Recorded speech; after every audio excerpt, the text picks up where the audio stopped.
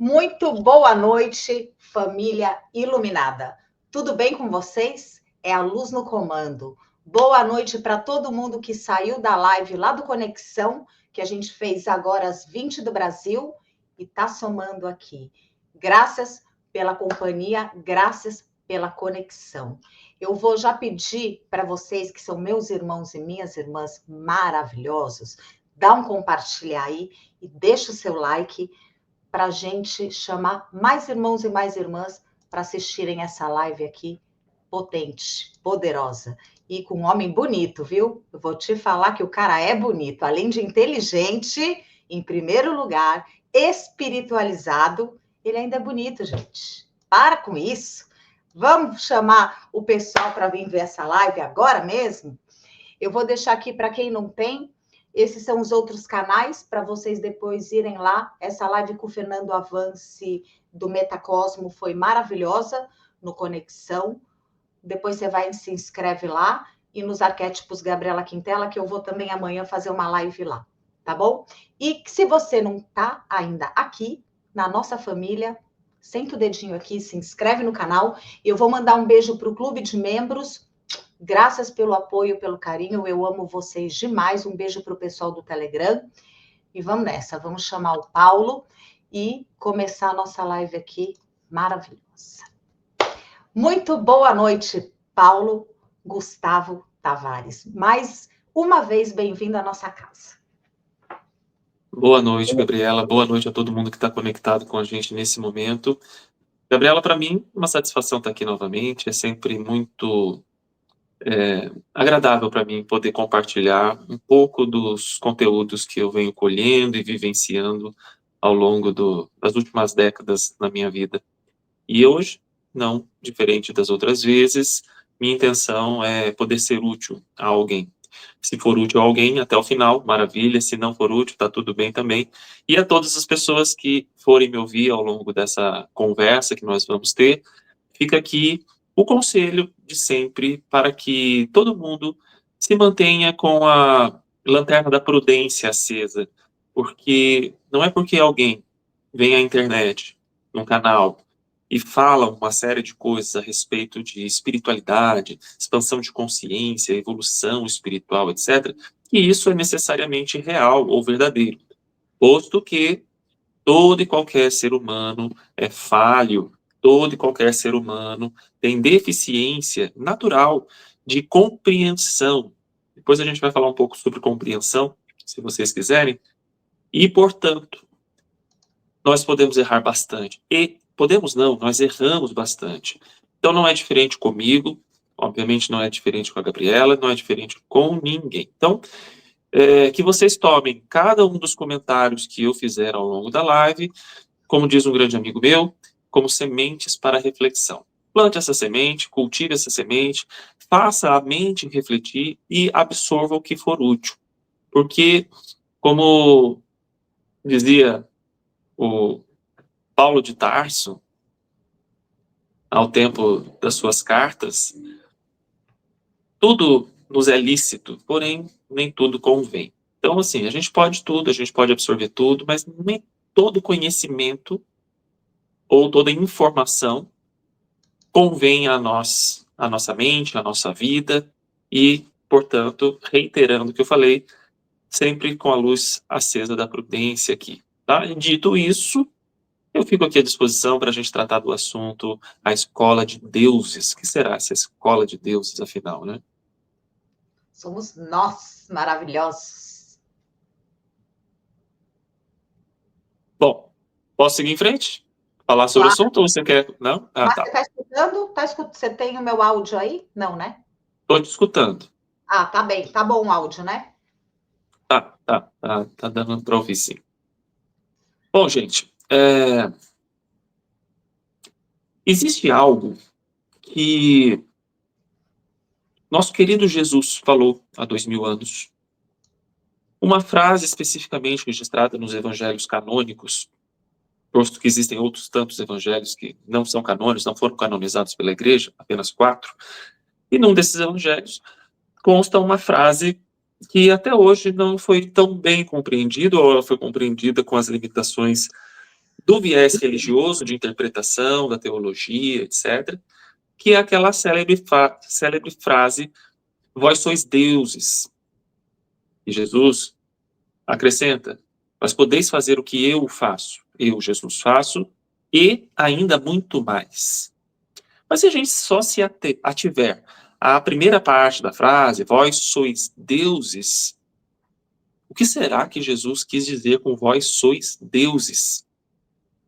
Por que Jesus não disse, vós sois especiais, vós sois seres humanos iluminados, vós sois filhos do Altíssimo, vós sois filhos de Deus? Por que Jesus se preocupou em usar essa frase, vós sois deuses, no plural? Qual era o sentido de deuses numa ótica gnóstica? Gnóstica, para quem não sabe, é uma palavra que deriva da palavra grega gnose, e gnose refere-se a um tipo especial de conhecimento, porém transcendental, ou seja, uma verdade com V maiúsculo. Não só uma verdade enquanto um antônimo de mentira, uma verdade com V maiúsculo. Isso é gnosis. Gnosis. E gnose eu não estou me referindo a uma escola filosófica que se chama gnose, tá? Mas a palavra é a mesma. Mas, enfim. E essa gnose, esse conhecimento transcendental, profundo, ao qual Jesus se referiu várias vezes ao tempo da sua vida aqui na Terra, inclusive, numa das vezes, está contido nos evangelhos canônicos, quando ele dizia, conhecereis a verdade e ela vos libertará.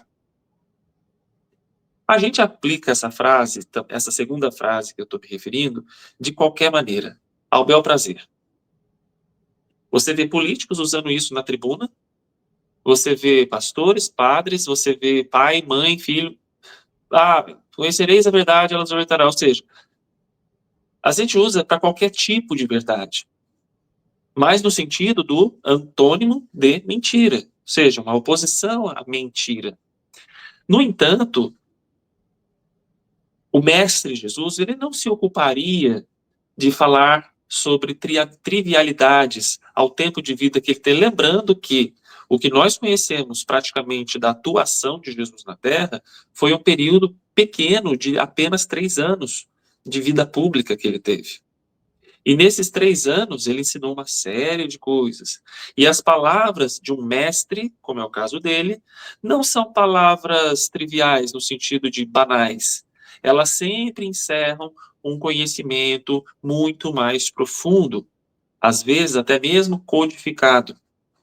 E que somente mentes iniciadas, ou mentes expandidas, ou mentes não iluminadas, mas lúcidas, conseguem compreender o que tanto Jesus quanto qualquer outro mestre e mestra que já viveu aqui na Terra para nos ensinar alguma coisa. Mas, voltando à questão do vós sois deuses, e linkando com essa frase, conhecereis a verdade e ela vos libertará, E eu estou tomando o exemplo de Jesus por conta de ser dos mestres mais conhecidos para nós. Poderíamos utilizar outros exemplos de outros mestres, porém nem todos eles seriam tão próximos do nosso entendimento. Temos duas frases aqui, e daqui a pouco eu vou juntar com mais uma frase, e vocês vão entender a conexão entre as três. Vós sois deuses. Como eu fiz a pergunta antes, por que será que Jesus optou em dizer que as pessoas ao seu redor eram deuses? Será que ele estava se referindo a um sentido apenas alegórico, simbólico? Ou será que Jesus, na sua sapiência, sabia de algo que ia além do que os olhos podem perceber? Na minha compreensão, do conhecimento que hoje eu imagino ter, Jesus estava falando sobre algo que vai além dos olhos humanos. Agora, será que essa informação, ou essa frase de sermos deuses, inclusive, segundo ele, podendo fazer coisas maravilhosas, milagres, aparecer, desaparecer, curar, ressuscitar, andar sobre águas, multiplicar, materializar coisas. Será que, e ele falou que nós podíamos fazer mais do que ele fazia, será que isso não tem relação com algo que vai no mais íntimo de cada ser humano? Aí os religiosos vão dizer, ele estava se referindo ao poder da fé. Não.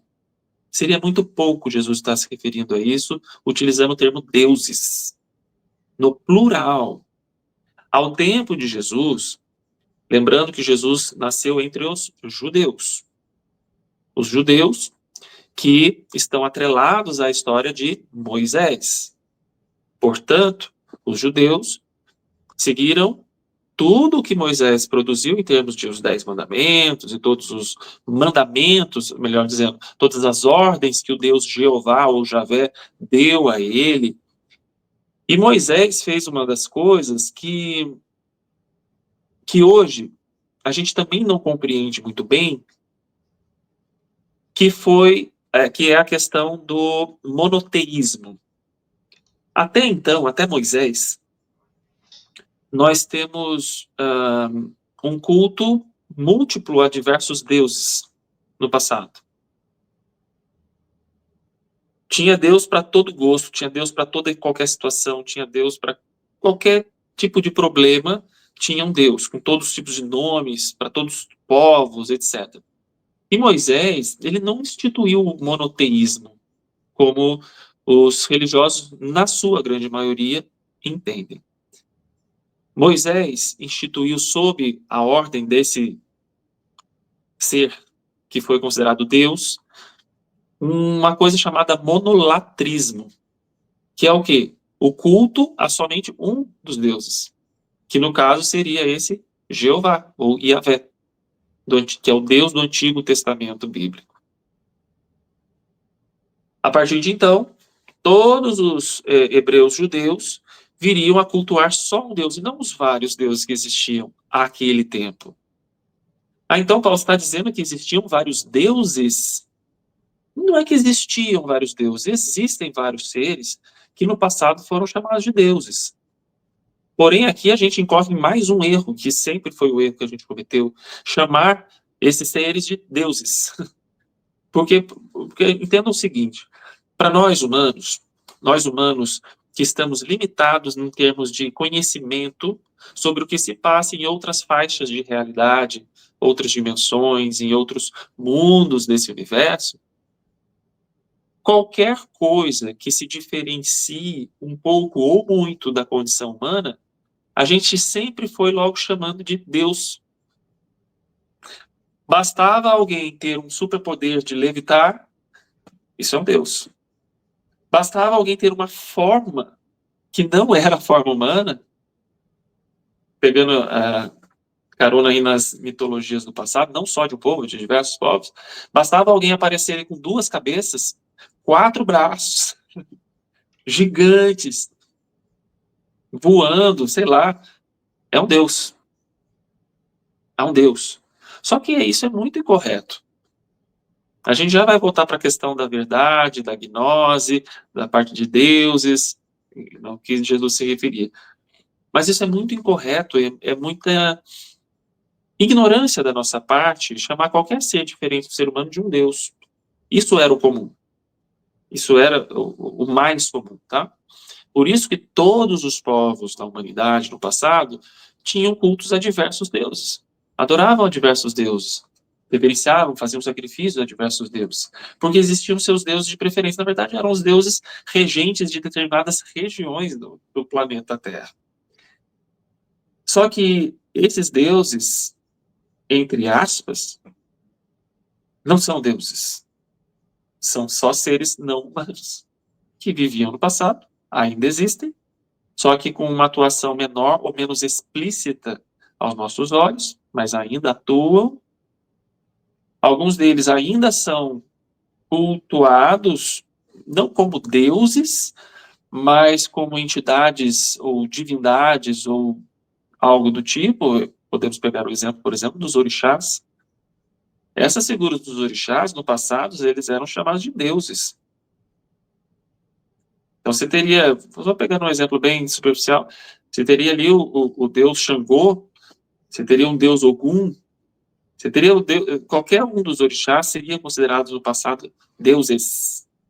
Só que com o sincretismo religioso que aconteceu aqui, a gente passou a não mais considerá-los deuses, porém como entidades quase que deificadas, o que dá na mesma, né? Para quem entende assim. Tem pessoas que entendem os orixás apenas como energias. E tudo bem. Mas não é o que os escritos do passado contavam. Mas esse é um outro assunto, a gente falar sobre mitologia, sobre o que aconteceu, o que existiu realmente no passado ou não, é um assunto muito intrigante, porém muito estimulante, e que eu sou um dos que entende que daqui para frente, mais do que nunca, nós precisaremos ter um entendimento maior sobre a questão do que hoje nós chamamos de mitologia. Por quê? Porque, e lembre-se aqui da luz da prudência que eu pedi para vocês lá no começo, mas porque está para acontecer uma série de coisas dentro em breve em que a gente vai precisar ter um entendimento de quem são essas figuras do passado que interagiam, ou supostamente interagiam com seres humanos. Mas voltando à questão do vós sois deuses. Jesus foi um cara que quase ninguém sabe o que ele fez dos 13 aos 30 anos. Conta-se, pelo menos a partir de revelações espirituais, que Jesus, a convite de José de Arimateia, ele seguiu com as caravanas de José de Arimateia. José de Arimateia é um homem muito rico e era um comerciante local, então as suas caravanas iam buscar mercadorias em várias regiões e em outros países, por exemplo. E José de Arimateia, vendo que Jesus já tinha uma certa idade, ou seja, uma certa maturidade, para poder compreender algumas coisas, e em sabendo que Jesus era um ser humano especial, posto que ele se diferenciava das crianças da sua idade, ele já tinha poderes, ele já demonstrava alguns poderes. Então, José de Arimateia, em sabendo também da história que Maria contou, da aparição de um anjo, Gabriel, que anunciou que ele seria o filho do Deus, nesse caso, Deus do Antigo Testamento, através de uma virgem, etc. Ele sabia que aquele nascimento era um nascimento singular. E Jesus, à medida que ele foi crescendo, ele demonstrou que, de fato, ele era singular. Então, José de Arimateia, em vendo que Jesus precisava conhecer mais do que a cercania de onde ele vivia, posto que isso o ajudaria, provavelmente, numa eventual missão, ele pediu autorização a Maria para que Jesus pudesse seguir com as caravanas de José de Arimateia por várias regiões do mundo, teoricamente para buscar as mercadorias, mas José de Arimateia queria que Jesus conhecesse outras nações, outros povos, outras culturas, outros conhecimentos, para enriquecer mais e mais a mente daquele menino singular que ele havia conhecido. Maria permitiu.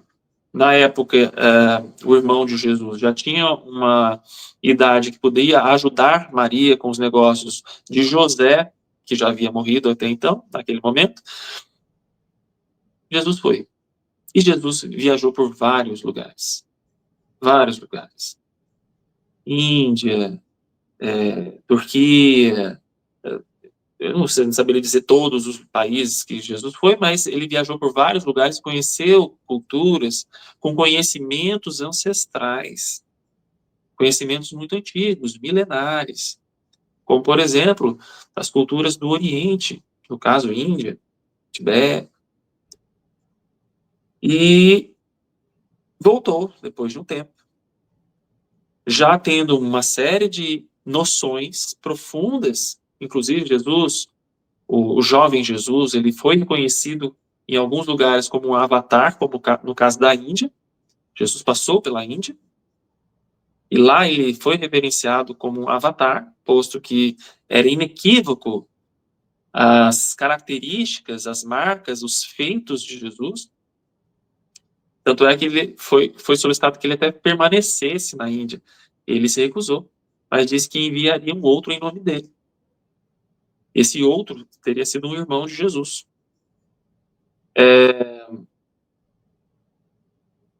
Tanto é que, assim, existe toda uma história de que Jesus não morreu na cruz, ele morreu na Índia, existe um túmulo lá do Santo Isha, é o nome como foi dado. Na verdade, era um irmão de Jesus muito parecido com ele, que Jesus pediu para que ele fosse até lá em nome dele, posto que ele havia prometido que isso seria feito. Mas, enfim, vamos ao cerne aqui da questão. Jesus tinha um entendimento transcendental. Jesus sabia que, para além da configuração humana que nos caracteriza, esse ego humano, existe uma outra natureza, que é a natureza espiritual do nosso ser. Que, para além do visível, havia o invisível aos olhos. Esse invisível aos olhos, Jesus já entendia ao tempo dele, até por conta da sua condição espiritual e por tudo aquilo que ele aprendeu com vários sábios dos lugares onde ele passou, vários iniciados, sábios, sacerdotes, etc., que essa condição espiritual, no mais íntimo dessa condição espiritual, havia, ou há, uma centelha divina. Aqui usando os nossos termos agora, nosso português. Havia uma centelha divina. E essa centelha divina representaria a semente da deidade suprema. Então, várias vezes Jesus tentou falar sobre esse conhecimento, mas ele esbarrou em limitações. Que limitações? As limitações da compreensão do povo simples, iletrados, analfabetos. A maioria dos apóstolos eram analfabetos. Mateus sabia ler, e Judas. Praticamente só os dois. O resto era só de homens simplórios no seu modo de ser, no nível de compreensão.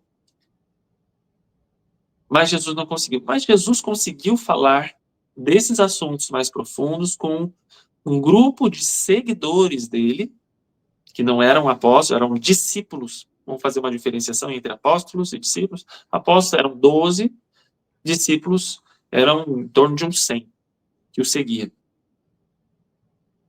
Esses discípulos, eles tinham uma compreensão maior, por quê? Diferentemente dos apóstolos, que não eram alfabetizados, não sabiam nem ler, por exemplo, esses outros, eles sabiam ler. Eles tinham recebido uma educação helênica, ou seja, sob a influência da cultura grega, que é um palco de sabedoria dos séculos antes de Jesus. Então, esses seguidores de Jesus, eles tinham uma consciência literalmente mais expandida. Então, com eles, quando ele se dirigia a eles, ele conseguia abordar assuntos mais profundos. Tanto é que, para além dos 4 evangelhos que a igreja canonizou, que é o evangelho de Lucas, Mateus, Marcos e João, detalhe, desses 4, só 2 eram apóstolos, tá? Que era Mateus e João. Lucas e Marcos não eram apóstolos de Jesus, apesar de todo mundo achar que é. Mas isso, você constata, você faz uma pesquisa dos nomes dos apóstolos, literalmente você não acha Marcos e Lucas, né? Mas isso pouco importa agora. Então, esses discípulos, não os apóstolos, eles também escreveram evangelhos. Vários deles escreveram evangelhos, se não todos. Não vou dizer todos, porque seria talvez exagero da minha parte. Mas vários escreveram evangelhos, que hoje são considerados os evangelhos gnósticos, que são base de uma doutrina, vamos nos expressar assim, conhecida como o cristianismo gnóstico, ou gnosticismo cristão, que foi um movimento que se iniciou após a morte de Jesus, a partir de tudo que Jesus havia revelado. E detalhe, o que mais Jesus revelou, e com maior profundidade, e com maior transcendência, foi revelado após a crucificação. Naquelas situações em que ele ficou aparecendo diversas vezes, não só para os apóstolos, mas para os seguidores, para a turma que fazia parte lá da turma de Maria Madalena, por exemplo. Ela estava junto com os seguidores. Ela, inclusive, capitaneou um movimento ali com esses seguidores, difundindo esses conhecimentos transcendentais, ou seja, gnósticos de Jesus, para todo mundo. Até porque os apóstolos eles só divulgavam para os judeus. Eles entenderam que era só para os judeus e estava errado. Tanto é que depois Jesus escolheu um cara que perseguia os cristãos, foi o caso de Saulo de Tarso, depois convertido, virou Paulo de Tarso, para que Paulo então pudesse propagar a mensagem dele. E foi o que Paulo fez. Paulo foi o cara que mais trabalhou para a difusão do cristianismo. E se tornou a base, inclusive, da Igreja Católica. A Igreja Católica, que se constituiu no século IV depois de Jesus, ela se constituiu muito a partir das cartas de Paulo, do que Paulo ensinava. Porque Paulo ele fundou várias igrejas, né? Os apóstolos foi uma igreja, só lá em Jerusalém. O Paulo ele foi seguindo para vários lugares, ele entendeu que essa mensagem de Jesus não era para os judeus somente, sim para o mundo, então ele fez o melhor que ele pôde. Tanto é que hoje o cristianismo, tal como a gente conhece, na versão católica e na versão protestante, é mais paulíneo do que baseado em Jesus. Porque basta você ir a um culto, a uma missa, você vai ver diversas vezes maior ênfase a que Paulo disse do que ao que Jesus disse. Como se Paulo fosse um representante de Jesus, né? Mas, enfim, isso é outra questão. No que diz respeito à frase, vós sois deuses, Jesus sabia que dentro de cada ser humano existia uma realidade espiritual. Um espírito. Só que no nível mais profundo desse espírito, havia uma semente da deidade, a centelha divina. Ou, como hoje nós normalmente chamamos também, do eu sagrado de cada um. Esse eu sagrado de cada um, se ele é uma semente, ou uma centelha, ou uma faísca da deidade suprema, o único ao qual, na minha opinião, deveríamos chamar de Deus, todo o resto não tem nada a ver com Deus, inclusive o Deus do Antigo Testamento, isso implica que nós podemos dizer, fazendo uma reflexão aqui, comparativa, nós podemos dizer que na semente de uma maçã existe uma macieira? Podemos. Por quê? Porque se eu plantar a semente da maçã num solo fértil e regá-la, ela vai crescer, vai brotar. Vai brotar o quê? Vai brotar uma laranjeira? Vai brotar um pessegueiro? Vai brotar uma vinheira? Não, vai brotar uma macieira. Posto que o código-fonte que está presente na semente da maçã é o código-fonte da macieira. Logo, essa semente da maçã sendo plantada vai crescer uma macieira. E, eventualmente, essa macieira ela vai crescer, eventualmente ela vai frutificar, e nesses frutos nós vamos encontrar o quê? Outras macieiras. No fruto, sim, na semente. Posto que a semente contém uma macieira. Então, aqui é o que eu acho que vocês entenderam. Há uma semente da deidade dentro de cada um de nós. Jesus sabia disso. Talvez tenha sido esse o sentido da frase. Vós sois deuses. Ou seja, vocês têm uma semente da deidade. A semente de Deus Supremo dentro de vocês. Por isso, vocês podem fazer o que eu faço. Posto que a única diferença entre mim e vocês, isso é uma frase de Satya Sai Baba, um avatar do século XX aqui na Índia, essa frase dele, eu nunca esqueci. Quando as pessoas chegavam para ele, um avatar, para quem não sabe, é um termo sânscrito que significa uma descida divina, tá? Ou seja, uma encarnação. Os hindus entendem como a encarnação do próprio Deus, tá? Mas, independente disso, uma descida de um ser especial. Um ser iluminado, um ser desperto. Jesus era um avatar, por exemplo. E ele diz o seguinte, as pessoas chegavam e falavam, você é Deus, você... Ele disse assim, ó, a única diferença entre mim e você é que eu sei que eu sou Deus. Você ainda precisa descobrir. E essa é a minha missão. Era essa missão de Jesus, essa missão de Satyabhava, essa era a missão de Krishna, essa era a missão de vários mestres, avatares que já nasceram e viveram na Terra, deixando seu legado. E, portanto, o que Jesus provavelmente estava querendo dizer é, pessoal, despertem, vocês são deuses, vocês têm um potencial divino dentro de vocês, basta que vocês façam eclodir. Os cristãos, infelizmente, depois disso, quando o cristianismo, após o cristianismo ter se tornado a religião oficial do Império Romano e depois começar a se difundir para o mundo, os cristãos, no entendimento possível à limitação de cada ser humano, começaram a trabalhar isso, principalmente a partir do que Paulo falava, de que esse potencial, ele advinha de algo que era chamado de fé.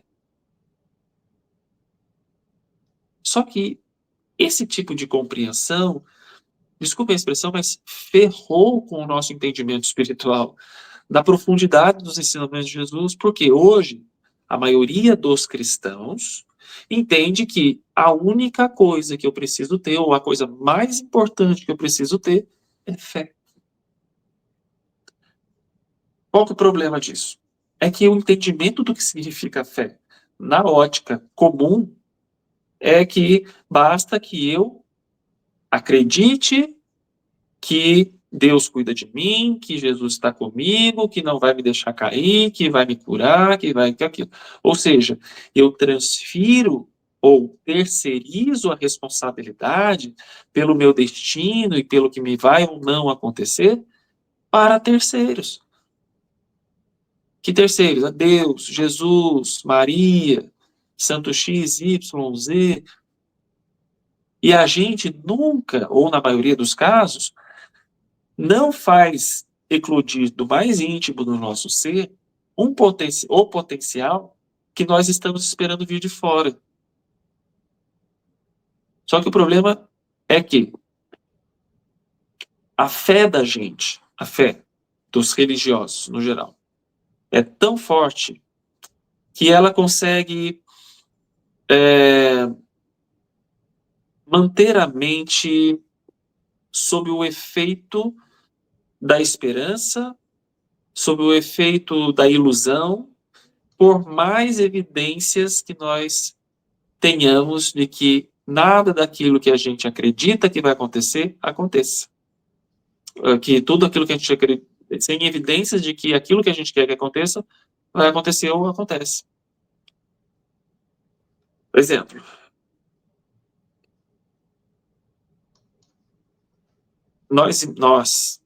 quando eu falo nós, nesses casos, eu estou falando dos religiosos, com a visão religiosa. Nós entendemos que Deus pode tudo. Deus está cuidando da gente, ou Jesus, como queiramos. Está nos protegendo, está nos cuidando, está livrando a gente do mal. Só que, gente, olhe para o mundo. Os religiosos imaginam que se as coisas no mundo estão ruins, é porque nós estamos orando menos, ou temos pouca fé. É falta de oração, né? Às vezes tem uma coisa ruim acontecendo na vida de alguém, o pensamento comum diz, isso a pessoa não está orando tanto, não está orando muito, por isso que está acontecendo coisa ruim na vida dela. Mas, gente, fazendo uma análise crítica aqui do mundo, não é só do momento atual. A história toda da humanidade, quase sempre, em vários milhares de anos, nós estamos orando. Não há um segundo sequer que não tenha alguém fazendo oração, ou milhares de pessoas orando simultaneamente. Existem pessoas orando por conta das guerras, não há guerra, está existindo várias guerras no planeta, atualmente. A gente só é notificado de algumas. Tem muita gente orando por isso. Tem muita gente orando por conta da miséria, da pobreza. Tem muita gente orando por conta das várias doenças que estão pululando na sociedade, principalmente nos tempos modernos. A gente está orando o tempo todo. Só que o que é evidente é que a oração não está mudando nada. E você pode ver que os problemas estão escalando, na verdade. Estão aumentando. Então a gente tem que orar mais, tem que orar mais, tem que orar mais. Não é oração. É ação.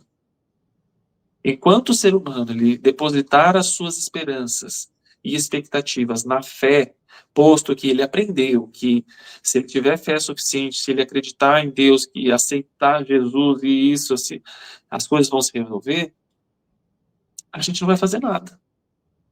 Por quê? Porque eu tenho a esperança que alguém vai intervir. Se não está acontecendo, é porque não interviu ainda. E aí a gente vai inventando. Por isso que eu falei que a fé ela tem um poder muito grande, inclusive o poder de nos alucinar, no sentido da falta de lucidez, tá? De nos alucinar em termos de compreensão ou de senso crítico. Porque a gente tem aquela fé que Deus vai atuar no mundo e vai resolver os problemas do mundo. Aí não acontece. Aí a gente pensa, então é porque não chegou o tempo ainda. Porque quando chegar o tempo, aí Deus vai fazer e acontecer. Não aconteceu do jeito que a gente queria. É porque não foi da vontade de Deus. E a gente fica se iludindo o tempo todo por conta dessa fé ou na expectativa de uma intervenção do bem ou de forças divinas que nunca acontece. Aí alguém vai dizer, não, mas aconteceu, eu já vi acontecendo, já viu como. Eu tive um parente doente, esse parente ele foi para o hospital e a gente teve muita fé de que Deus ia curar meu parente, uma tia. E a gente rezou muito, teve muita fé, fez uma série de promessas, e a pessoa ela conseguiu se curar de um câncer lá no hospital. Aí vocês percebem que a gente daí desconsidera o trabalho dos médicos, dos enfermeiros, dos fisioterapeutas, todos que atuaram, que permitiram que aquela pessoa pudesse ter a recuperação da sua saúde. A gente fala, não, mas foi Deus. Que foi Deus que atuou através do médico, porque se não fosse Deus, os médicos ali não iam conseguir fazer nada. Então talvez nem precisaria que alguém fizesse a faculdade de medicina, porque bastaria que Deus atuasse sobre alguém qualquer, que a cura ou o tratamento seria feito e teria sucesso. Não.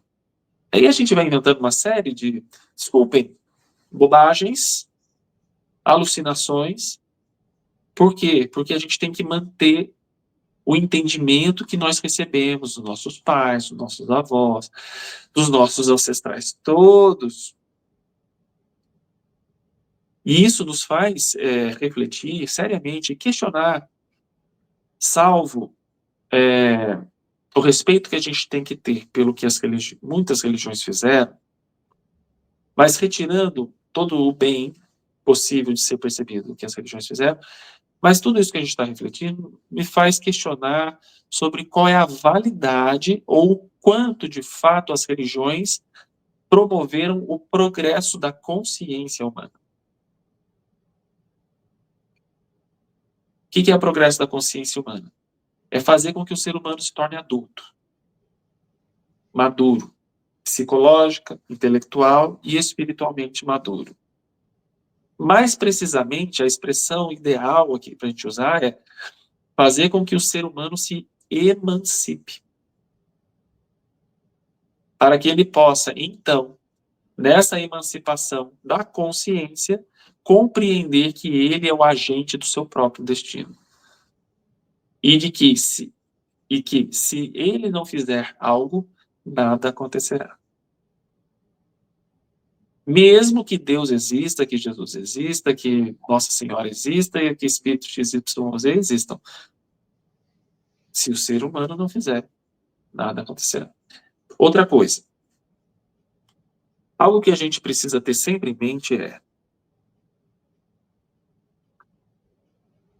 se você assiste uma peça de teatro, ok? Você está vendo uma peça de teatro, e você tem alguns atores, vamos supor, 5, 10 atores que entram em cena.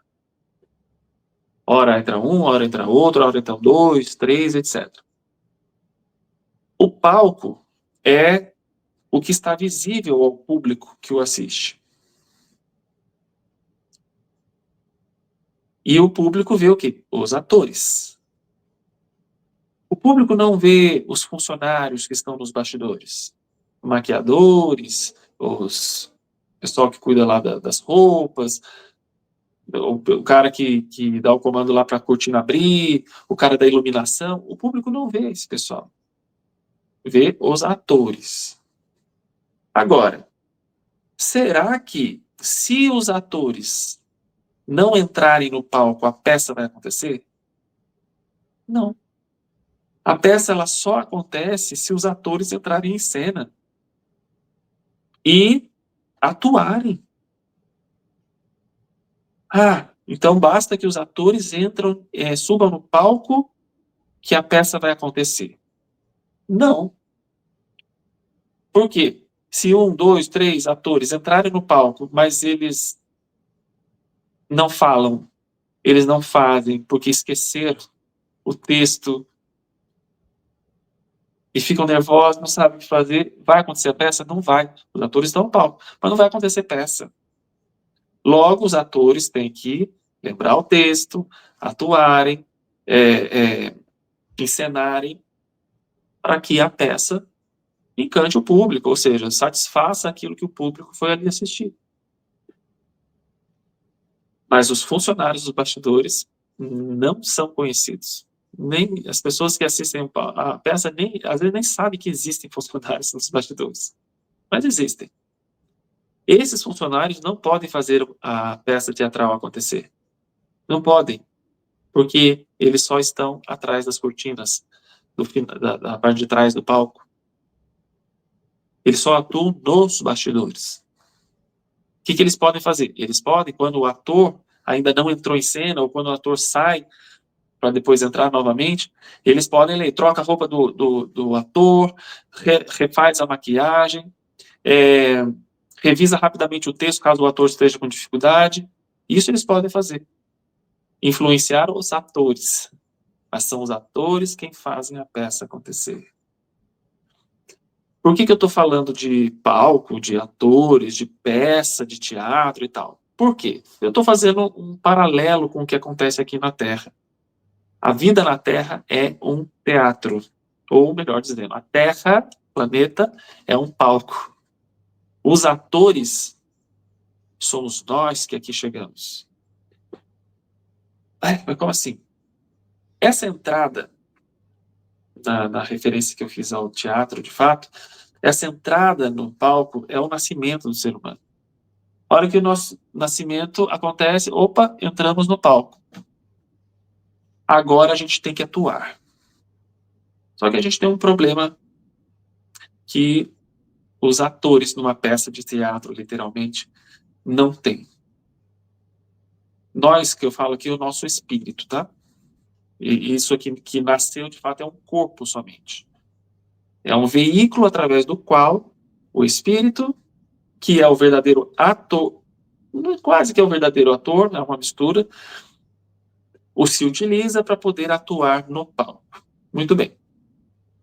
Porém, existe um drama que todo espírito enfrenta quando nasce aqui na Terra, se imantando a um corpo biológico, que é um desconhecimento por parte do cérebro, desse ego humano, sobre o script da peça.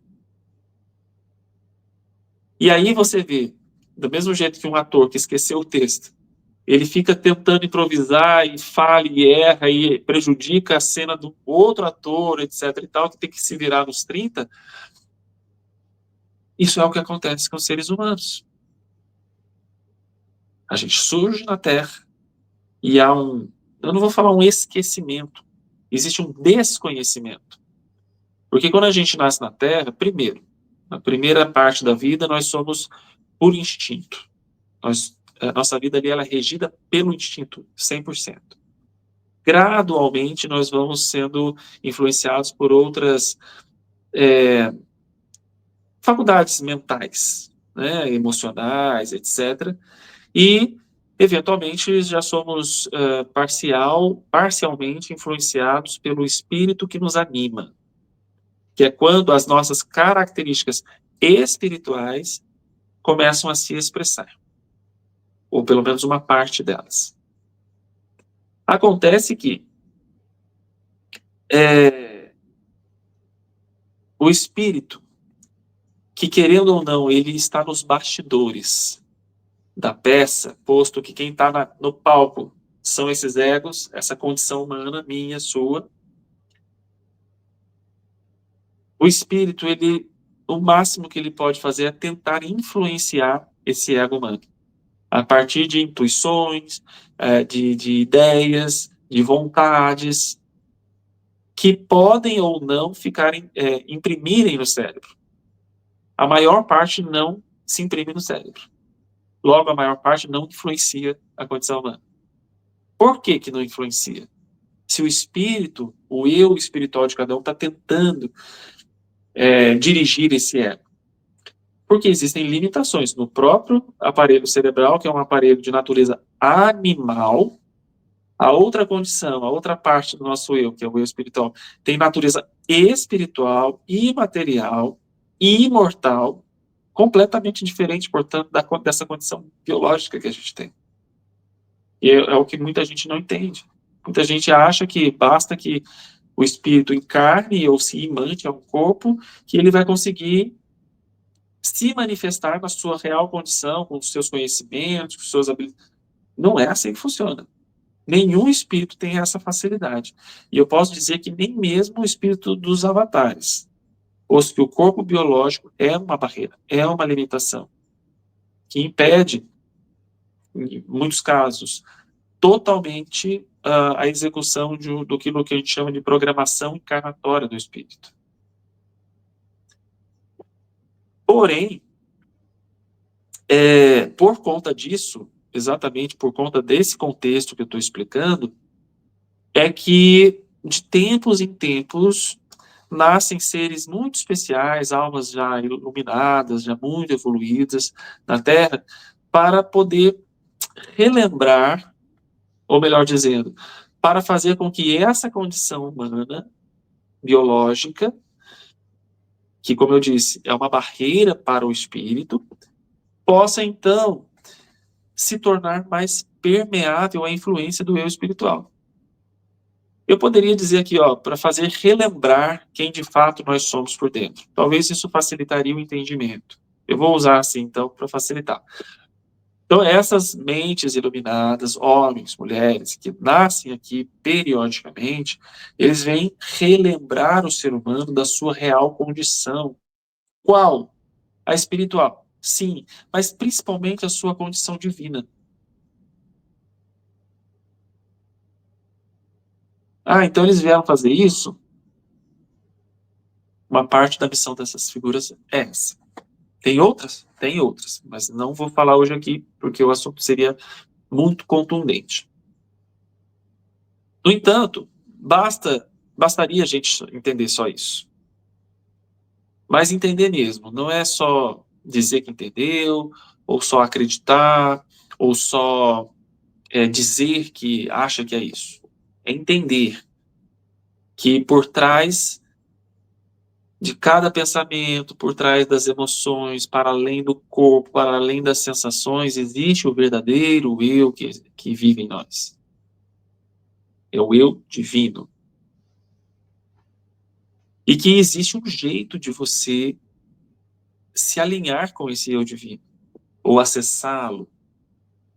Então, quando Jesus dizia, vós sois deuses, e vocês, a partir disso, podem fazer o que eu faço e ainda mais, ele provavelmente ele deu continuidade na explicação depois. Talvez Jesus tenha dito, mas para que vocês, então, façam isso, ele não disse, basta você ter fé. Não, provavelmente ele explicou, olha, vocês precisam despertar essa condição divina em vocês, porque assim vocês despertarão também poderes como eu tenho.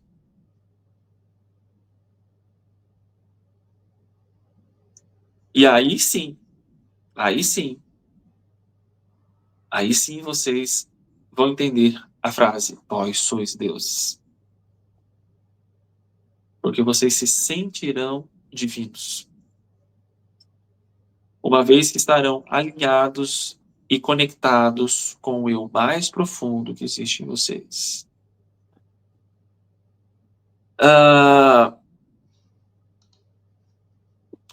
Uma outra frase que se tornou muito conhecida no mundo todo, que tem relação com isso, é uma frase que está contida na entrada do templo de Delfos, na Grécia, que é aquela célebre frase que diz o seguinte: homem, conheça-te.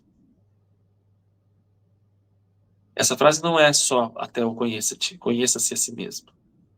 Homem, conheça-se a si mesmo e conhecerá os deuses e o universo. Aí você vê, então, o pensamento grego antigo dizendo, conhece-te no mais profundo do seu ser e então vai conhecer os deuses. Muito provavelmente porque conhecerá a sua natureza divina e entenderá o universo como um todo. Só que isso tudo, assim, na teoria ela é muito fácil da gente entender, mas na prática exige método para que a gente possa desenvolver esse autoconhecimento da natureza divina de cada um de nós. Existe método. Não é fé, não é só estudar, não é só rezar, não é só frequentar templo, não é só ir para culto, para centro espírita, para centro de umbanda, não é só isso. Isso pode ajudar, no máximo no início. Mas no início, para todo o caminho que a gente tem que ir, é algo mais profundo. É um trabalho interno, é um trabalho com as próprias energias pessoais. E como eu estou parafraseando Jesus, o Templo de Delfos, eu vou apresentar aqui uma outra frase também de Jesus, só que essa é uma frase que você não encontra na Bíblia. Mas não é sobre o que Jesus falou? É, sobre o que Jesus falou. Mas como que é sobre o que Jesus falou se não está na Bíblia? Lembrando que o que fala, o que contém ensinamentos de Jesus na Bíblia são só 4 evangelhos. 2 apóstolos e 2 seguidores de Jesus. Jesus tinha 12 apóstolos. Judas teria se matado, ficou 11. Todos eles escreveram evangelhos. Os seguidores de Jesus escreveram evangelhos. Os evangelhos dos seguidores são muito mais interessantes. Eles estão acessíveis, consegue encontrar na internet. São os evangelhos gnósticos. Existem dezenas, dezenas, dezenas. E tem um evangelho de um apóstolo de Jesus, do apóstolo Tomé, que foi um evangelho que só foi encontrado em 1945. Ou seja, os evangelhos da Igreja Católica, eles foram canonizados nos primeiros séculos pós-Jesus.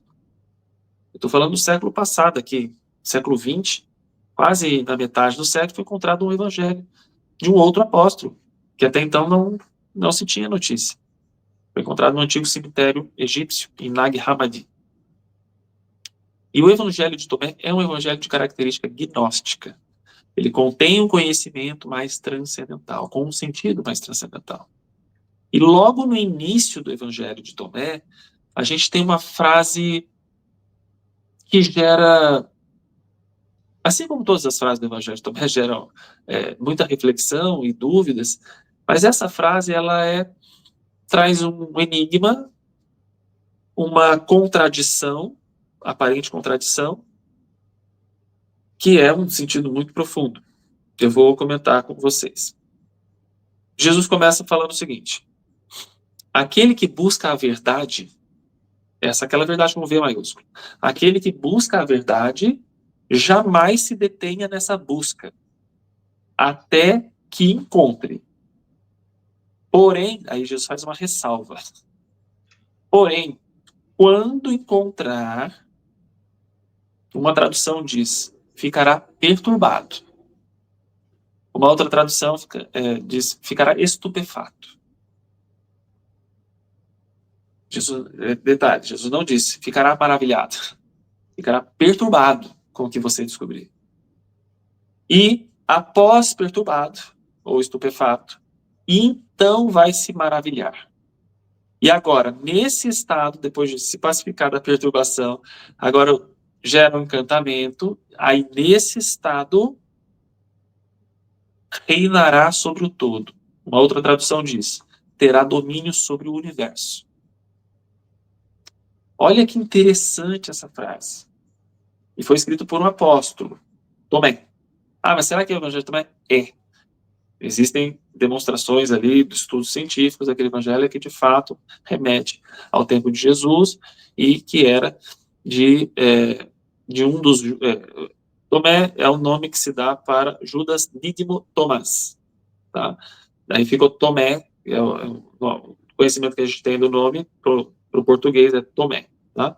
Mas era Dídimo Tomás. Aliás, só para vocês terem uma noção, Dídimo, Tomás, significam um em grego e outro em aramaico, diz o gênio. É o significado de Dídimo Tomás, o gênio. Por quê? Porque Tomé era irmão de Jesus e ele era muito parecido com Jesus, devido ao seu parentesco, muito próximo com Jesus. Então, ele era conhecido como o gênio, devido à semelhança.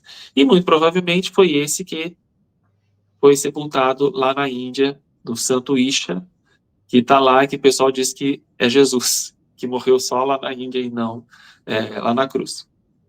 Mas esse é outro assunto também. E aí o Evangelho também tem essa frase, assim como várias outras frases.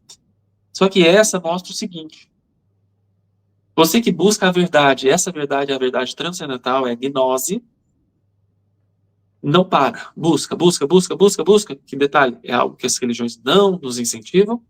Ao contrário, né? Você já encontrou porque você já aceitou e é isso que está posto e você não precisa buscar mais. Maravilha. Mas busque incansavelmente. Só pare, teoricamente, se você encontrar. Mas quando encontrar, não pense que você vai ficar encantado. Você vai se perturbar com o que vai perceber. Vai precisar se pacificar. Em se pacificando, você vai se maravilhar. Com o quê? Com a descoberta. Com o que está para além do véu. E aí perceberá que você é um ser que tem poder de influência. Influência sobre o quê? Sobre o universo. Ah, mas o universo não é uma metáfora? Não. É real. É o universo, mas não é a Terra, Paulo. Não, é o universo. Se nós entendêssemos o poder divino que de fato nós temos de influência sobre o universo, a gente não se colocaria como pecadores, como a mosca do cocô do cavalo do bandido, seres pequenos, miseráveis. Muitas consciências extrafísicas sempre quiseram nos manter nessa condição, com esse entendimento, com essa crença, porque assim é muito mais fácil manipular os seres humanos. Porém, essas outras figuras, os iluminados, as iluminadas, que nascem na Terra de tempos em tempos, eles vêm mostrar, ó, pessoal, acorda, vocês são deuses, vocês são Budas, vocês são seres iluminados, por dentro. Logo, despertem, para que assim vocês possam se libertar desse cativeiro que é a consciência limitada da condição humana. A questão que fica é como? Como fazer isso? Eu falei, existe um método. Que método? Você está falando que é um método, onde está escrito esse método? Será que está escrito esse método? E o pior é que está. Onde? Nos textos tradicionais, que nós temos acesso hoje. Muitas informações do passado foram perdidas, intencional ou não intencionalmente. Nós tivemos várias queimas de arquivo ao longo da história, várias. Bibliotecas inteiras, com milhares de livros e textos, papiros foram destruídos. Nós não temos o conhecimento real do nosso passado e temos pouco conhecimento dos últimos milênios.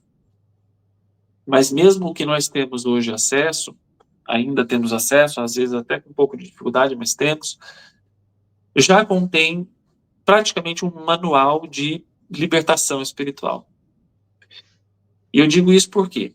Porque quando eu tinha meus 16 para 17 anos, que foi o período em que eu tive o meu despertar espiritual nessa vida, eu passei a buscar conhecimentos relacionados às tradições do Oriente. Primeiro, o conhecimento da Índia, depois do Tibete, depois da China, das adjacências ali. E eu percebi que havia algo tão precioso naquelas informações que eu entendi que isso precisava ser do conhecimento de todo mundo. Na época, eu me envolvi muito com o espiritismo, estudei muito espiritismo, me envolvi muito com o movimento espírita aqui, dei muita palestra. Com 17 anos eu estava dando palestra em centro espírita, porque eu realmente mergulhei naquilo. E eu via nesses conhecimentos do Oriente muitas das coisas que eu não via aqui no espiritualismo ocidental. Mas não eram coisas contraditórias, eram coisas complementares. E aí eu vi, peraí, esse conhecimento que nós temos aqui, e aqui eu falo do espiritualismo, especificamente da revelação espiritual, do espiritismo, se encaixa muito bem com esse conhecimento que eu estou vendo da cultura oriental. Só que a cultura oriental, e aqui eu estou falando, de fato, dos conhecimentos tradicionais da Índia, do Tibete, do Nepal, etc., eles têm uma característica que o conhecimento do espiritualismo ocidental não tem, que é o que? A vivência prática de técnicas, de métodos que prometem você conseguir despertar coisas em você que a cultura ocidental não oferece. Um exemplo banal, até meditação. As técnicas de meditação, a gente não vê no espiritualismo ocidental comum, mas a gente vê nas tradições do Oriente. Mas só a meditação seria suficiente? Não. A meditação é uma das técnicas utilizadas dentro de uma espécie de um manual de libertação espiritual. Existe uma outra técnica, um outro grupo de práticas, na verdade, que viabilizam o despertar da consciência, ou de estados de consciência, ou estados de percepção, ativação de energias muito poderosas dentro de nós, que são as técnicas respiratórias. E aqui a gente precisa entender muito bem isso, porque o ocidental, ele vê na respiração como uma função fisiológica que apenas nos garante a sobrevivência. Serve para isso. Posto que, se eu não respirar, morro. Logo, respiração ela é vital, de fato. Mas as funções da respiração vão para muito além da manutenção da vida do corpo. Muito além. Eu ensino nos meus cursos, nas aulas que eu dou, que a respiração tem 4 grandes funções. Uma dessas funções é a função espiritual. E pouquíssimas pessoas sabem disso. Mas eu vim descobrindo nos últimos 25 anos que essa função espiritual ela é crucial para que a gente possa atingir o que os mestres do passado sempre chamaram de libertação espiritual. Respiração, gente, veja só. Uma função tão corriqueira, que está presente na nossa vida 24 horas por dia, todos os dias da nossa vida, literalmente. Quem diria que ela tem uma função espiritual fundamental para a libertação espiritual, quiçá para a iluminação? Ah, Paulo, você está inventando isso. Não, eu não inventei. Eu aprendi com o conhecimento dos mestres. Aqueles que se iluminaram, que se libertaram, que se tornaram Budas. Buda, para quem não sabe, significa, é um epíteto para o desperto, o iluminado. O Buda que a gente conhece não se chamava Buda, chamava Siddhartha. Siddhartha Gautama. E ele se tornou um Buda. E ele fez o quê? Ele fez uma série de práticas. Coisas que ele aprendeu com os sábios do tempo dele, 600 anos antes de Cristo. E, eventualmente, ele utilizou a respiração, utilizou a meditação para poder atingir esse estado. Mas basta, então, que eu aplique técnicas de respiração para eu me iluminar? Não. Um amigo meu, sempre quando tem uma questão muito óbvia assim, ele diz assim, não, cara pálida, porque não é, de fato. Não vamos nos tornar minimalistas na compreensão. O que eu estou dizendo é que existem técnicas e, muito especialmente, existe um tipo de forma de respirar que promove esse tipo de expansão de consciência. Melhora a inteligência, aguça as percepções, mas o principal, ou as principais consequências. Alinha suas energias, te dá controle sobre as emoções e te faz se alinhar com o seu eu mais profundo, o seu eu superior. Com respiração, sim. Existe algo que hoje está se tornando mais conhecido entre os ocidentais, que é o despertar da energia Kundalini. Muitos aqui acredito que já ouviram falar na energia Kundalini, a sagrada energia Kundalini. E o despertar da Kundalini, no sentido mais profundo, o despertar da Kundalini, tal como os mestres do passado sempre ensinaram, requer essencialmente um trabalho respiratório específico. Requer abundância de prana, de energia, requer armazenamento de prana. Existe um motivo de ser assim, não vai dar para explicar hoje. Existe a necessidade de você despertar os seus chakras, ativar os seus chakras. Existe a necessidade de você pacificar a sua vida emocional. E a respiração, ela passa por tudo isso. Por isso que eu falo que tem uma função espiritual oculta na respiração. Não é à toa, gente, que a respiração de todas as funções fisiológicas que a gente conhece, como frequência cardíaca, pressão arterial, etc, etc, tudo isso é involuntário. Acontece a revelia da nossa vontade. Tanto é que você, se você quiser acelerar o seu coração, você não consegue. Com um comando. Do mesmo jeito que você dá um comando para o braço subir, seu braço sobe. Porque isso aqui, o comando que eu estou usando é um comando voluntário. Frequência cardíaca, batimento cardíaco, não é. A respiração, ela é involuntária. Porém, se você quiser, ela se torna voluntária. É a única função do nosso organismo, a função fisiológica, que é simultaneamente voluntária e involuntária. É uma função que ela serve como uma brecha. Uma brecha? Como assim? É uma brecha que existe no nosso ego humano, no nosso eu humano, que permite que o eu espiritual de cada um atue sobre o corpo. E é sobre a mente, especialmente. Porque aqui eu vou contar uma coisa para vocês que eu vou aprofundar numa aula que eu vou dar no dia 17, uma aula gratuita, daqui a pouco eu vou falar sobre ela, que é para tratar desse assunto especificamente. Que é o seguinte,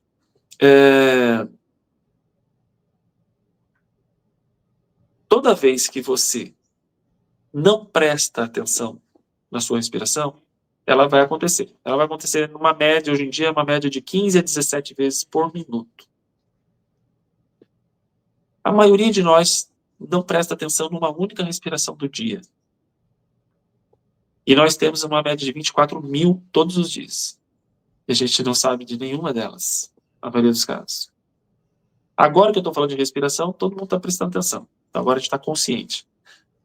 Mas, o que faz com que eu respire 15, 17 vezes por minuto? O seu cérebro reptiliano, ou seja, o seu cérebro primitivo, que é uma parte do cérebro que controla as funções involuntárias. Mas se você quiser aprofundar a sua respiração agora, você consegue? Consigo. O que fez isso acontecer?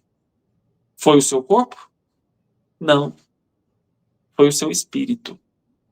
Ele atuou, e aqui eu não vou especificar muito detalhes, mas ativou uma área do cérebro chamada córtex pré-frontal, e o córtex pré-frontal assumiu a função que é do cérebro reptiliano.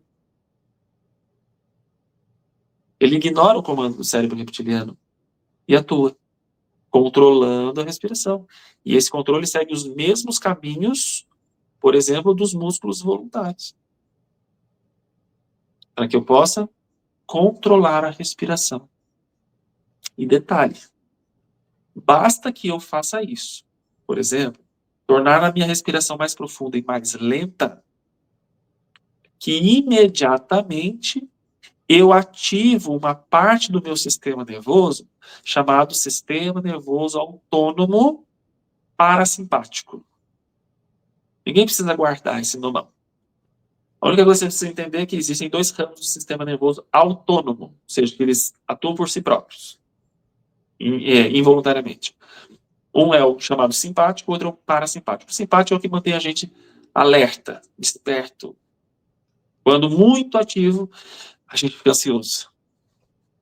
E o parasimpático é o oposto. Ele tranquiliza, relaxa, suaviza, dá sono. Se eu faço esse tipo de respiração, que eu falei aqui, é uma respiração muito simples. Não exige muita técnica. Automaticamente eu ativo o parasimpático. E o que acontece? Eu vou me tranquilizando. Quem que controlou isso? Não foi o seu corpo. Foi algo mais profundo que existe em você.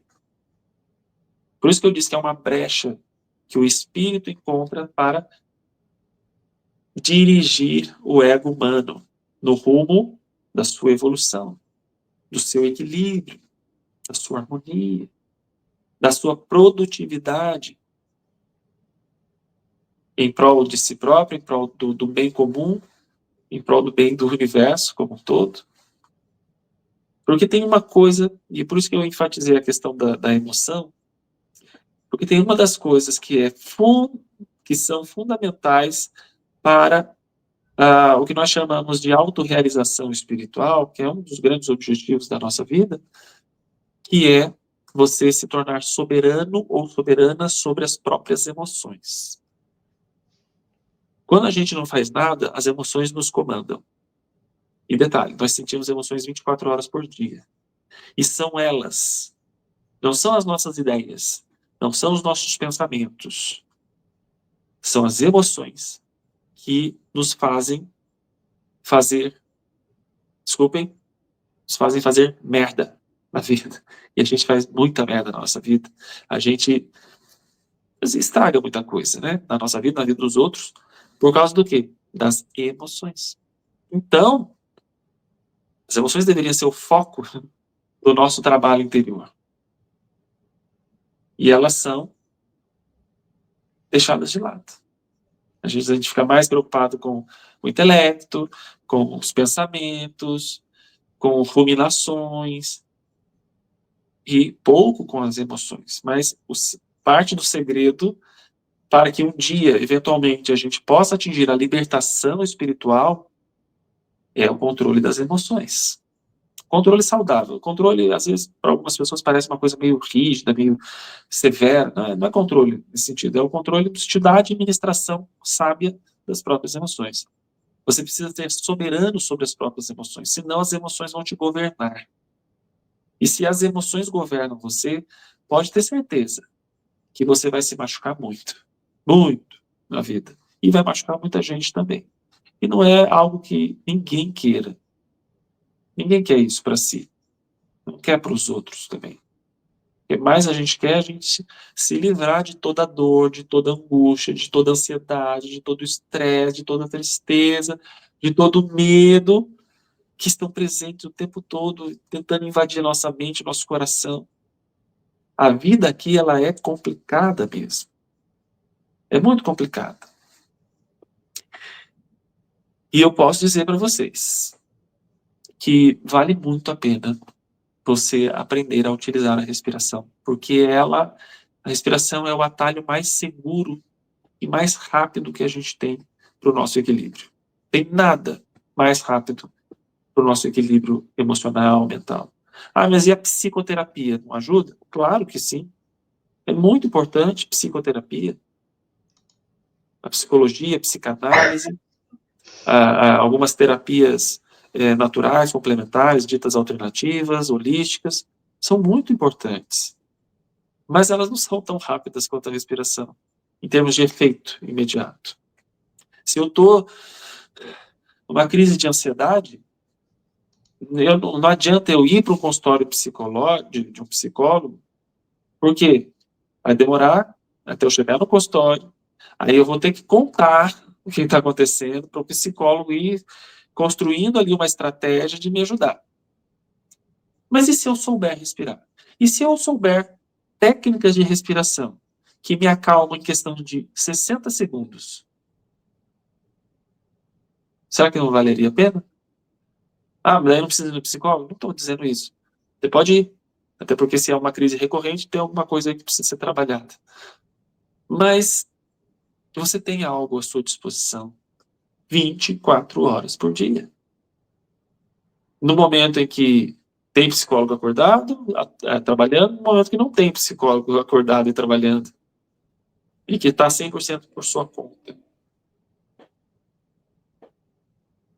Você tem isso à disposição. Nos momentos de ansiedade, nos momentos de medo, nos momentos de tristeza, no momento de estresse, no momento de dificuldade na resolução de um problema. Você tem uma ferramenta à sua disposição. E ela, quando você sabe utilizar, ela vai fazer com que você tenha sucesso no que você está precisando. Se é o equilíbrio, você vai ter sucesso. Se você está precisando clarear os seus pensamentos, lembrar de alguma coisa, você vai conseguir. Mas se o seu objetivo é um objetivo mais profundo, que é a sua iluminação, a sua autorrealização espiritual, o seu autoconhecimento profundo, não superficial, profundo, aí eu posso dizer a mesma coisa. Existe uma forma específica de você respirar, de aplicar uma técnica que vai te permitir isso. Eu chamo isso de respiração espiritual. Mas tem a respiração do corpo, tem uma respiração espiritual? É, mais ou menos isso. É uma respiração espiritual. Essa respiração espiritual, que eu chamo de espiritual, ela é o tipo de respiração ou de trabalho respiratório que envolve, junto com a respiração, a concentração do prana em alguns lugares do nosso corpo. Isso é feito com a condução mental, envolve algumas visualizações. Isso permite que você venha, num trabalho diligente, consiga acionar ou despertar a energia Kundalini, a sagrada energia Kundalini, que hoje vem sendo tratada de uma forma muito banalizada, mas a energia Kundalini é uma energia sagrada. A energia Kundalini, aqui eu já vou introduzir um assunto de uma outra live que nós vamos fazer, depois a Gabriela vai contar, no domingo, né, Gabriela? Sim. A gente vai falar sobre Kundalini, convido vocês todos a assistirem. A gente vai avançar domingo no Conexão Espiritual. Eu vou deixar até aqui para o pessoal saber, às 20 da noite do Brasil, viu, gente? No Conexão Espiritual. Então, essa energia sagrada, com tudo que eu aprendi nos últimos 25 anos, não só nas teorias, mas com a minha vivência com isso tudo, eu considero a energia Kundalini a herança do sagrado em nós. Essa energia Kundalini, quando ela é acionada no seu potencial máximo, que é o que aconteceu com Jesus e com os outros avatares, todos eles usaram a Kundalini, por exemplo, para manifestar aqueles poderes que a gente chama de milagres. Porque a Kundalini, de fato, ela desperta isso. Poderes psíquicos, ou poderes paranormais. Mas por quê? Porque ela é divina. O potencial é gigantesco. E toda e qualquer pessoa que despertar a Kundalini terá isso também. Ah, mas isso é de uma vez? Não, isso é gradual. Você tem pequenos despertares até chegar num despertar profundo da energia Kundalini. Mas eu posso garantir para vocês que sem um trabalho com uma técnica específica de respiração, você não vai fazer isso. Não no nível mais profundo. Respiração é a base de tudo isso.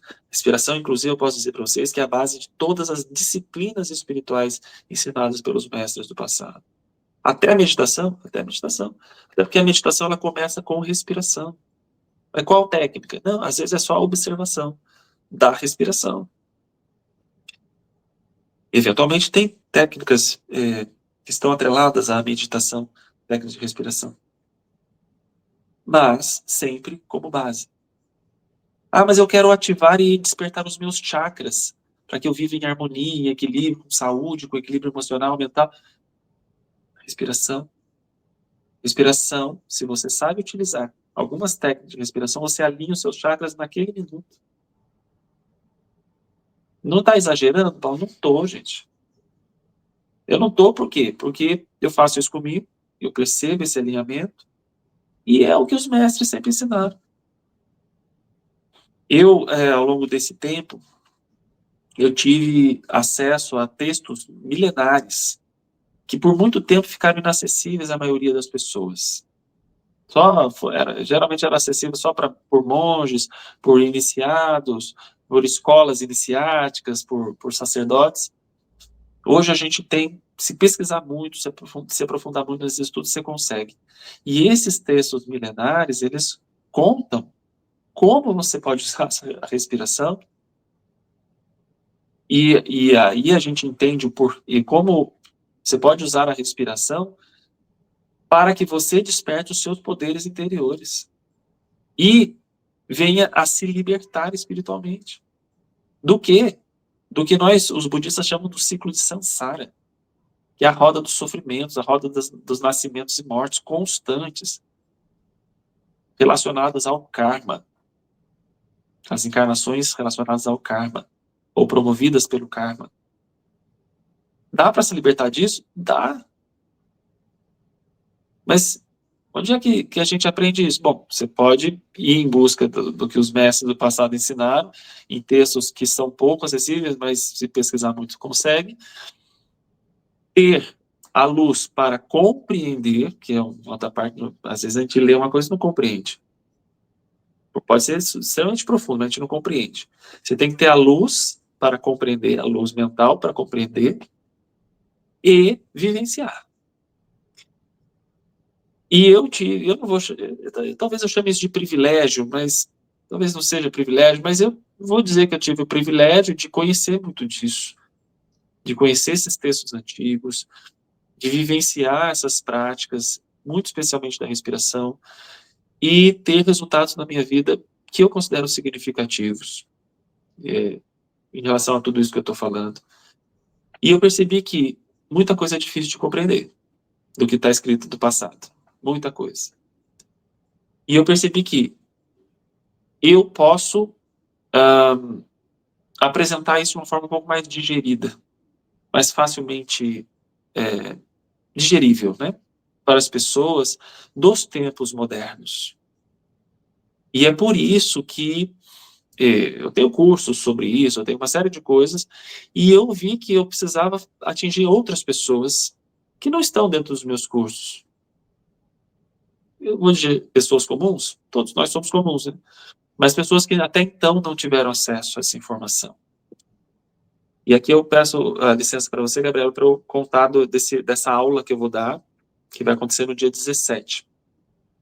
No dia 17 de julho agora, às 7h30 da noite, horário do Brasil, eu vou dar uma aula gratuita que se chama A Chave para a Libertação. E aqui eu estou me referindo à técnica espiritual, da respiração espiritual, que visa a libertação espiritual, que visa o equilíbrio das emoções, que visa a ativação dos chakras, que visa o autoconhecimento, o despertar dos potenciais e também, obviamente, o despertar da energia Kundalini. Para que você possa participar, se isso te chamou a atenção, se isso ressoou com o seu íntimo e com a sua busca, você pode participar se inscrevendo, lembrando, gratuitamente. Você não vai pagar nada para participar. Gratuitamente através da onde? Existe um link que a Gabriela muito gentilmente colocou na descrição desse vídeo aqui no YouTube. Procura ali embaixo, tem vários os contatos da Gabriela, mais embaixo ali tem o contato do convidado, se eu não me engano foi isso que ela escreveu, e aí tem um link. Clica nesse link e se inscreva. A inscrição ela é muito simples, você só precisa colocar o seu nome, o seu e-mail e o seu número de WhatsApp. Número de WhatsApp, por favor, com DDD, caso você seja do Brasil, ou DDI, caso você esteja em outro país, que não o Brasil. E verifica se o número está correto. Por quê, gente? Porque você vai ser convidado a entrar no nosso grupo exclusivo no WhatsApp, que é o grupo só para esse evento. Tá? Só vai servir para esse evento. Não é um grupo que vai ficar te mandando bom dia, boa tarde, boa noite. Como muitos grupos por aí. Até porque só eu tenho acesso, eu e mais uma pessoa somos administradores do grupo, só a gente tem acesso a mandar mensagens para vocês, tá? Então ninguém vai ficar enchendo o saco de vocês com mensagens desnecessárias. E nesse grupo a gente vai colocar o link da aula no respectivo dia, no dia 17. Então, para que você tenha acesso à aula, você vai ter que entrar nesse grupo, que é a etapa seguinte, você preencher os seus dados, vai clicar no botão Quero Participar, vai ter um quadradinho lá que você vai clicar, que a página obrigatoriamente precisa disso, que é concorde e receber as mensagens, tá? Tem um quadradinho ali no canto esquerdo, ali abaixo do preenchimento do seu WhatsApp. Clica ali, aí aperta no botão verde escrito Quero Participar, e automaticamente você vai ser convidado a entrar nesse grupo do WhatsApp, tá? Então você vê que é muito simples, dura 20 segundos no máximo a sua inscrição, sem burocracia, e isso vai te permitir ter acesso a essa aula. Essa aula vai ser ao vivo, tá? Então, inclusive, você vai poder tirar dúvidas, fazer perguntas sobre o assunto, para que eu possa ajudar você a promover o seu equilíbrio emocional, o seu equilíbrio mental, a sua harmonia espiritual e energética rumo à sua libertação espiritual. Então, eu quero te apresentar essa técnica respiratória, que eu considero até mesmo sagrada, posto que o efeito dela tem a ver com o sagrado em nós, e eu posso garantir para você que vai fazer muita diferença.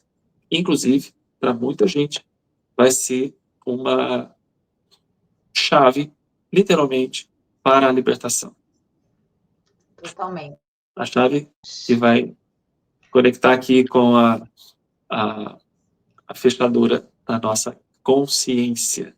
Tá, gente? O link está na descrição do vídeo, ou, caso vocês, porventura, não encontrem aí, vocês podem ir no meu Instagram, que é o @PauloGustavoTavares, que é o meu nome, ó, Paulo Gustavo Tavares, e lá no link da bio é o link da inscrição também. É o mesmo link que está aqui na descrição do vídeo no YouTube, tá? Sim. Então, assim, resumindo, finalizando esse comentário, gente, o que é o que eu chamei de a escola de deuses? É a vida de cada um. Vocês talvez nunca tenham refletido sobre isso, mas o corpo humano, ele é utilizado por um espírito. Não existe vida nesse corpo sem a atuação da consciência espiritual. Ela estrutura a vida humana. Muito bem. E o que isso tem a ver? Existe um princípio que é uma das leis herméticas, que diz o seguinte, é a lei da correspondência. Hermes, no passado, teria escrito a lei da correspondência, dizendo o seguinte, assim como é em cima, assim também é embaixo. Assim como é embaixo, assim também é em cima. Ou seja, existe uma correspondência do macro e do micro. E aí? Tudo bem?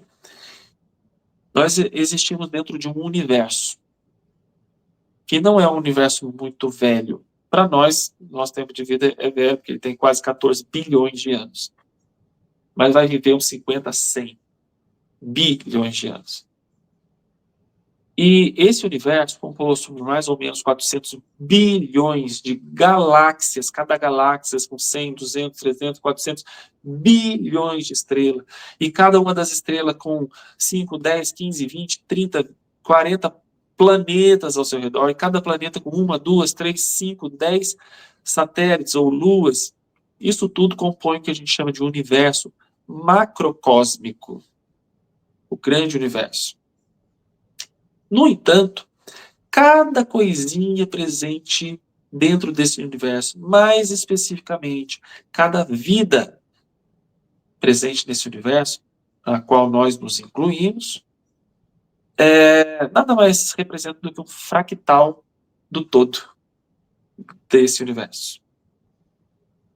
E cada um de nós é uma representação do próprio universo, só que na condição microcósmica. Lembra do exemplo da semente da maçã? A semente da maçã contém a macieira. E ela se torna macieira, ou revela a macieira, à medida que ela é colocada em condições apropriadas, um estímulo apropriado para isso. A nossa existência é uma semente da macieira? Não, da deidade.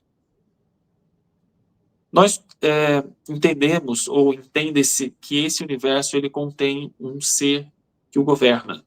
Seria Deus, não seria Deus, isso pouco importa nesse momento. Mas que existe uma consciência responsável pela criação desse universo, pela manutenção, pela sustentação, etc. e tal. Esse alguém seria alguém material? Não. Seria alguém em nível sutil, espiritual, que seja, que administra o universo material. E nós? Qual a relação com isso? Esse corpo é o microcosmo, universo material, microcósmico. E para além desse corpo existe o quê? Um eu espiritual. A nossa relação, ou essa relação de correspondência, como a lei da correspondência de Hermes, é que a alma de cada um de nós é a divindade que governa esse universo aqui, esse corpo. Você tem um universo. E, ao mesmo tempo, esse universo tem Deus próprio, que é a consciência espiritual. que procura o tempo todo organizar e promover a evolução desse microcosmos. Acontece que o grande problema é que a gente não sabe disso. A gente recebeu vários alertas ao longo do tempo, mas a gente saber mesmo, não sabe. Mas é hora da gente descobrir. E é hora da gente colocar em prática esse tipo de compreensão. A existência humana no mundo, ou onde estiver, é literalmente uma escola para deuses, ou uma escola de deuses, ou uma escola que prepara o eu espiritual para se tornar um dia um ser co-criador divino, com condições de administrar com condições de administrar situações mais complexas. Quando você atinge a sua iluminação, significando que você conseguiu percorrer todas as etapas do desenvolvimento no estágio terreno, você se iluminou, se libertou. E aí, você segue para missões mais profundas, estágios mais elevados, desse processo todo de educação divina que todo mundo está submetido. A existência humana é a escola de deuses, sendo que cada um de nós é o Deus do próprio universo microcósmico. E o que você faz, isso é um lance muito importante de ser compreendido, que na lei da correspondência, tudo se influencia. O macro no micro, o micro no macro. Se você promove a evolução do seu sistema microcósmico, você influencia e impacta o macrocosmo. É o tempo todo isso acontecendo. Então, assim, como anda a sua administração divina do seu microcosmos? Caótica ou harmônica? Se está caótica, trate de fazer alguma coisa, porque parte do que você veio fazer aqui é organizar esse universo, administrar esse universo e se preparar para estágios mais avançados. Se está harmônico, maravilha, melhore mais. Mas também ajude outros deuses adormecidos a se despertarem para a realidade transcendental da existência. E dizendo isso, eu vou encerrar aqui, e não sei se você quiser falar mais alguma coisa, ou se tiver alguma pergunta dentro do tempo que nós temos, eu estou aqui à disposição, tá, Gabriela? Eu vou só te contar aqui que eu vi a Rosa. Rosa, vou mandar um beijo para você, que eu sei que foi seu aniversário esses dias. Eu li seu comentário, não tive tempo ainda de te mandar, mas eu já estou mandando aqui no ar, ao vivo. Ela já foi a primeira a se inscrever. Olha, que maravilha. É lógico, a Rosa é maravilhosa. Maravilhosa. Eu não estou achando aqui. Deixa aqui de novo, Rosa, que eu te ponho aqui. O Gustavo, você sabe o seguinte? Todo mundo vai dormir. Olha que coisa poderosa. Todo mundo vai dormir com essa live, dependendo aí do país. E aqui no caso, vamos acordar. Quem não está vendo agora? Porque aqui são 5:30 da manhã. Você falou que tinha que acordar às 5:30, né? É, Olha 5 aí, como horas. às 5. Você vai acordar e eu vou dormir. Aqui, ó, a Rosa. Rosa, um beijo para você. Feliz aniversário. Tudo de bom. Ela foi a primeira já, se inscreveu na aula. E todo mundo vai se inscrever porque, gente, está aqui na descrição. Para de preguiça. Quando você estiver vendo a live agora terminar, é só se abaixar o dedinho aqui, tá o link lá, link do contato do convidado. E já tá lá. Não tem nem como você errar no negócio. E, Entendeu? gente, assim, aproveita, é muito simples o link, tá? É www.paulogustavo.tavares, meu nome, paulogustavo.tavares.com.br/participe. É só isso. Eles sabem, todos os contatos estão aqui embaixo, eles já sabem tudo. Porque aqui só tem gente inteligente, maravilhosa, família iluminada. É, Paulo. Então, eu quero te agradecer muito. A gente vai ter uma live também, que amanhã eu já vou publicar no Conexão Espiritual, falando justamente aí para dar continuidade na Kundalini. Não é Sim. sobre a Kundalini. Eu não lembro agora o texto. O título da live de domingo é Kundalini, os mistérios da serpente divina. Ó, adorei. Eu amei o título. Eu quero te agradecer. Gente, eu vou agradecer todo mundo ao mesmo tempo, porque já está tarde aqui, mas eu vou deixar um beijo para vocês. Paulo Gustavo Tavares, graças mais uma vez por passar tanto conhecimento, por ser tão educado, tão amável, tão gentil. E a gente se vê brevemente lá no Conexão Espiritual. Gratidão, Gabriela. Gratidão a todo mundo que esteve presente, conectado com a gente, ou as pessoas que vão ver essa live gravada posteriormente. Para mim foi uma satisfação, uma honra, e a minha intenção aqui foi contribuir o máximo possível no tempo que nós tivemos disponível para que algo a mais possa ser acrescentado na vida de vocês. Então, gratidão, e me despeço aqui com Namastê, o sagrado que existe em mim, saúda, reconhece e agradece o sagrado que existe em você. Graças, uma boa noite aí e um beijo grande no seu coração. Até logo mais. Tchau, tchau. Gente, eu quero agradecer, que aqui tá tarde já, o pessoal da União Europeia sabe, mas eu vou dar um beijo em vocês aqui, como sempre, que não pode faltar. Vou pedir para vocês compartilharem essa live, por favor. Deixa o like, que não custa nada, nadinha.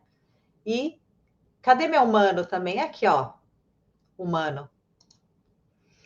E compartilha a live, tá? E deixa o like. É isso aí. Se você ainda não está inscrito no canal, ó, é facinho. Inscreve no canal nesse e nos outros aqui, que a gente teve uma live hoje também com o Fernando Avance, maravilhoso. Falando também, né, o Mano sabe, todo mundo que estava lá, falando isso da junção do sagrado feminino e masculino. Maravilhoso, gente. Vai lá ver agora no Conexão. Um beijo. Amanhã a gente tem o Edivaldo Cantelli aqui também, gente. Às 8 da noite do Brasil. Edivaldo Cantelli, às 8 da noite do Brasil, que a gente vai falar, ó, dessa nave que já chegou aqui e que está aqui no planeta Terra. Muito interessante esse tema. Não faltem. Um beijo para todo mundo. É a luz no comando. Família iluminada. Juntos e conectados sempre. Até amanhã.